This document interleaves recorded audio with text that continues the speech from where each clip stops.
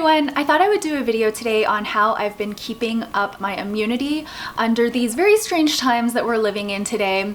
You guys know I'm talking about COVID-19. However, the things that I'm going to talk about in this video aren't specific to the novel coronavirus or COVID-19. They are just general things that I'm doing at this time to keep my immunity up. For the past couple of weeks, my body has been feeling like it's been fighting something, either because it's cold and flu season in Toronto, we're just getting to the tail end of that, or perhaps it's being exposed to new viruses and things that are circulating within the community. And I thought I would share some tips and tricks in this video that work for me. I am one person in this huge world, and what works for me may not work for you. When watching this video, as well as taking in other sources of information, please do consider whether the information would work for your own self and your own health and well-being. These are going to be tips over and above what we hear a lot in media now, and that includes, of course, washing your hands, trying not to touch your face, and practicing social distancing. These are very critical to keeping your immunity up during this time, but I'm going to share a little bit more about what I've been doing in my own personal life and in my household. The number one tip that I have for you is sleep. Sleep is so important to your immunity, and not only getting enough sleep, but sleeping at certain hours of the night. I'm not a scientist by any means, but I take in a lot of information from various sources, and I also experiment a lot in my own life. So I found that certain things I read do resonate very well with me because I try them out and they seem to work. While there's a lot of conflicting information out there, I found that sleeping between the hours of 10 and 2, that's 10 p.m. to 2 a.m., is super important for your immune system to get that restful night of sleep that we all want.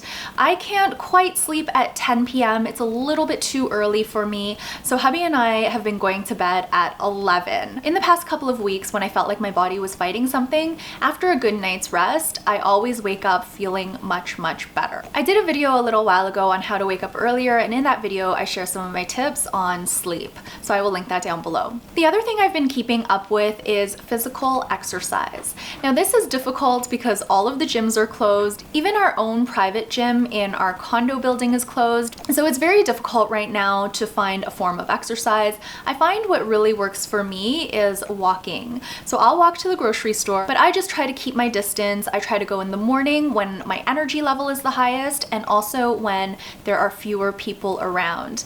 So I try to get the majority of my steps in before noon, but if I do have to go out for a little walk here and there to get up to that 10,000 step threshold that I want to maintain, then I will take a short walk in the afternoon, but again, trying to keep some physical distance between me and the next person. That's not only because I don't want to catch something in case someone is walking around without symptoms but is carrying the virus, but in case I am an asymptomatic carrier, I don't want to be passing the virus to other people as well. So it's give and take, being considerate as well as protecting yourself. The next thing I want to talk about, which you've probably heard a ton, is hydration. This is so important. Drink a lot of water throughout the day, much more so than usual. I even drink a ton of water before I go to bed. Now that might not work for some people because then you might have to get up in the middle of the night to use the washroom, and then you may not be able to fall back asleep. But suffice it to say, I've just been trying to increase my hydration. I'll have 16 ounces of green tea in the morning, preferably light green tea, maybe something like genmai cha. I also really love this green tea that I just purchased, which is sencha with echinacea. The other thing I do is I drink an herbal infusion in the evening, and I do 16 ounces of that as well at a minimum. Sometimes I will steep it twice. I've been loving elderflower, which is a traditional German remedy, I believe, for colds and flu. I found that even before we knew anything about the novel coronavirus, I was drinking that when I started feeling under the weather, if I thought I was coming down with a cold, and it really helped me. Maybe it is a placebo effect, but I do feel like it helps. Otherwise, if my body is feeling status quo, I'm feeling rather healthy, I'll still have an herbal infusion, maybe chamomile or lavender. I like to mix my own. I might put in some fennel seed. It really depends on how I'm feeling. The other thing I started doing recently is drinking green smoothies. In the past, I've been on and off with green smoothies. For the longest time, I was off of them, but now I am back on. It's been about 4 days in a row that I've had a green smoothie as part of my breakfast, and it makes me feel really good. I keep it very simple. I do a handful of spinach, about a cup of unsweetened almond milk, around a cup of water, a tablespoon of hemp hearts, a tablespoon of flaxseed, and 1 frozen banana, and I just blend that up. In today's concoction, I also added a tablespoon of tahini. This is one way to boost your hydration besides drinking just water and tea throughout the day. The other thing I'm trying to do is eat more fresh fruits, and that's kind of a hydration and eating healthy type thing, which is a great segue into what I've been eating lately. On Twitter, there are a lot of funny tweets grabbing a bag of chips and just eating those, or wanting to buy a pack of Oreos and just devouring those. I think those tweets are really hilarious. I always chuckle when I read them, but practically speaking, I am not doing that in my personal life. I feel like doing that, of course, because I am someone who takes great comfort in food, but I know that's not the best thing for my body at this time. And with my body feeling like it's fighting something, I really do want to be very conscious of what I am putting in my system, and I want to be eating healthy whole foods that help with my immunity. That being said, I haven't cut out any foods. I still have 1 chocolate covered finger biscuit at night because we still have a big box of them. Now that we just eat 1 each in the evening, 1 box is lasting forever, so we still have quite a number of those, but we just have 1 as a little treat. The rest of the day, I'm having the green smoothies. I'm having a little bit of sprouted bread toasted with peanut butter. This is just peanuts, peanut butter with a little bit of sea salt added, and I have some jam. And jam, I look for the first ingredient to be fruit. Again, I'll have a lot of fresh fruits, I'll have dried fruits, I'll have nuts and seeds, I have overnight oats. For dinners, I've been making meals that are full of different types of vegetables. Yesterday we did have instant noodles for dinner, but I put a ton of cabbage in there. I did ramen eggs, I put in sesame seeds and sesame oil. We had it with seaweed. So it's just a variety of different things to amp up something that might not be as nutritious on its own. We still want to enjoy life, and we still want to have occasional treats and such. So I personally prefer not to cut out any food groups or any types of food, but you may feel differently, and that's totally okay as well. The other thing I want to mention is that I do practice intermittent fasting, and I also try to practice moderation. What I'll try to do is have lighter meals, still feel full, but not overeat. I'm gonna move into some specific tactics and some specific things that I do. In the past couple of weeks, there was one day where I thought I was perhaps getting a sore throat. I didn't have it yet. It was just a teensy tiny bit scratchy, like just the very little bit. And it worried me because a sore throat for me is a sure sign that I'm getting sick. So I didn't want to even get to the stage where I was having a sore throat. What I did was something I've blogged about in the past, basically the things I do when I'm in cold prevention mode, and that is gargle with salt water. Now you're gonna see some myths out there about things that work for the novel coronavirus. I'm not advocating this for COVID-19 whatsoever. This is just something that my coworker actually shared with me a while back, maybe like 3-4 years ago. What I do is I take 1 cup of warm water. So this has to be water that you can gargle with, so it can't be too hot. I add in 1 tablespoon of apple cider vinegar and 1 teaspoon of salt. I mix that up so the salt is all dissolved, and I'll take small sips and gargle each sip until all of the water is gone. This does take a bit of time, but as you gargle, you will see lots and lots of phlegm start to come out. I usually only have to do this once, and then after getting a good night's rest, 7.5 hours for me, I'm up the next day and my scratchy throat is gone. And I don't end up developing the sore throat or coming down with a cold. So that's something you can try. Again, this is not COVID-19 specific. This is just something that I do when I feel like my throat is getting a little bit scratchy. I want to talk about two supplements that I'm taking. I'm not a huge proponent of supplements.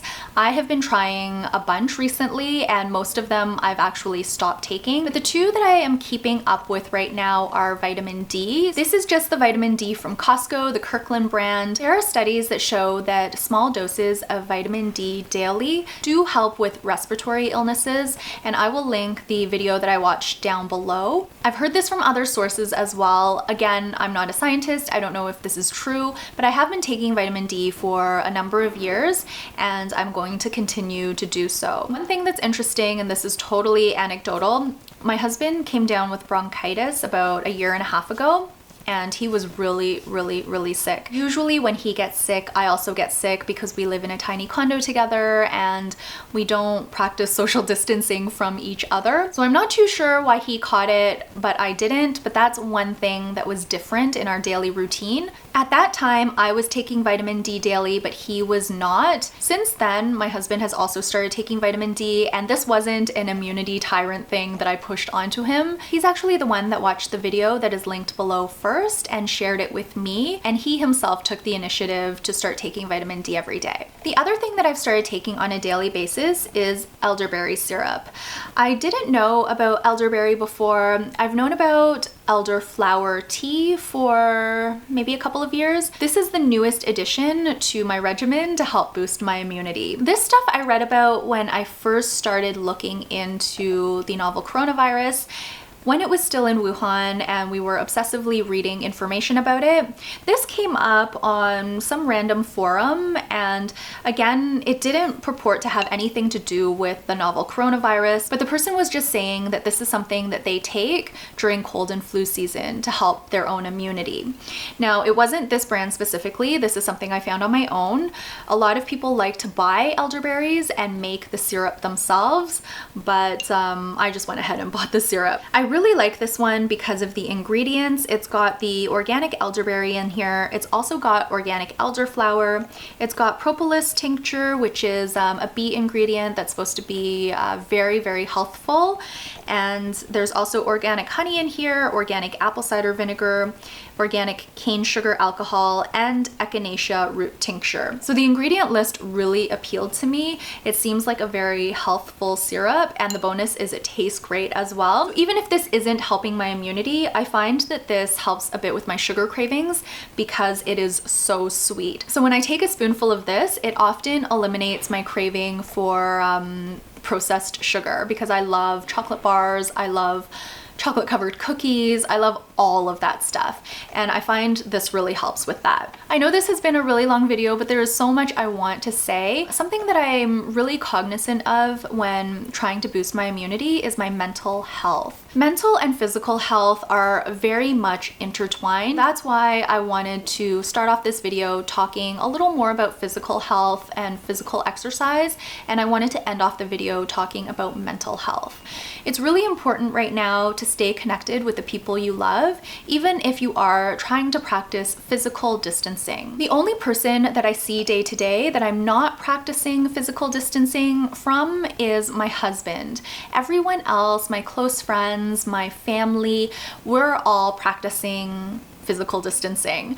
But that doesn't mean that we're not socializing. Instead of meeting up in person, we'll meet on Skype or FaceTime or Zoom, and we'll catch up in that way. So that is super important to still stay connected to the people you love and the people you care about. The other thing I want to talk about is media consumption.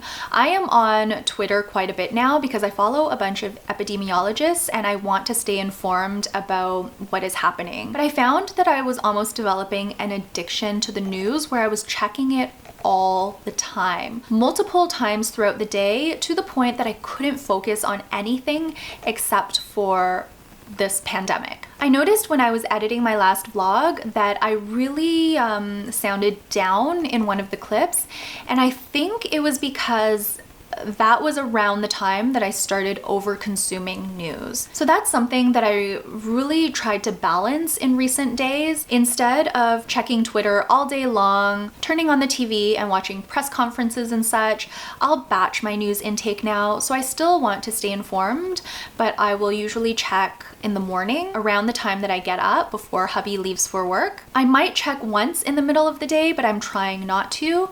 And then when hubby gets home, that's when I'll start checking again, usually because he likes to have the TV on, so I'm going to take it in anyway. Batching the news has really helped me to focus on other things. Otherwise, I probably wouldn't be recording this video. I wouldn't have posted my last vlog. I wouldn't have done some of the work that's on my list. The last thing I want to talk about is to think about how you can support the immunity of the people around you.